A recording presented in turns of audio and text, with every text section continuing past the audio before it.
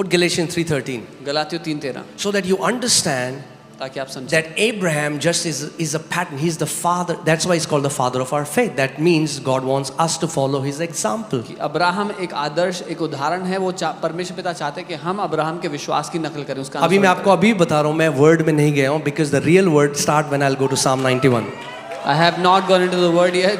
सही वचन तब शुरू हो जब मैं I'm just laying the foundation so that you are absolutely sure कोई शैतान का बच्चा, उसका चाचा, उसका ताऊ मुझे नहीं ले जा सकता समय से पहले, ताकि आप इस बात में जड़ पकड़ लें। No devil can pull me out before my time. जब तक आप ये ना बोल दो, Lord, I have ran my race, I have fulfilled my call, Daddy, now I want to come home. Until you say, प्रभु मैंने अपनी दौड़ को पूरा कर लिया, अपनी बुलाहट को पूरा कर लिया, पिता मैं घर आना चाहता हूँ।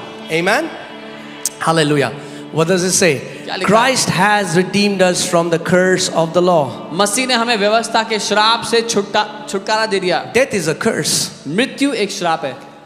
Having become a curse for us, वो मसीह हमारे लिए श्राप बन for गया। it is written, cursed is everyone who hangs on a tree. क्योंकि लिखा है जो कोई काठ पर चढ़ाया गया वो शापित है। Right? Next verse. अगली आयत।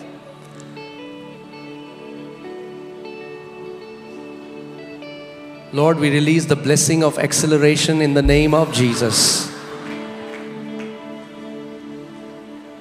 That the blessing of Abraham might come upon Gentiles in Christ Jesus. यानी अब्राहम की आशीष अन्य जाति जो मसीह में हैं उनके ऊपर आ जाए। आमेन। Amen. Hallelujah.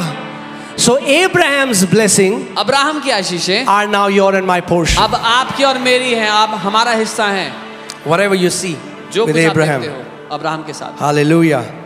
Whatever God said to Abraham जो कुछ परमेश्वर ने अब्राहम से कहा belongs to us in Christ Jesus. अब वो मसीह यीशु में हमारा हो God told चुका है। Abraham, I'm going to bless you.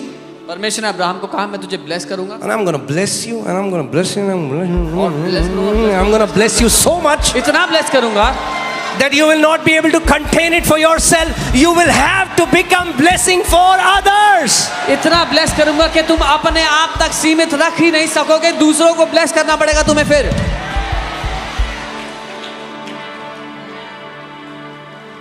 Amen.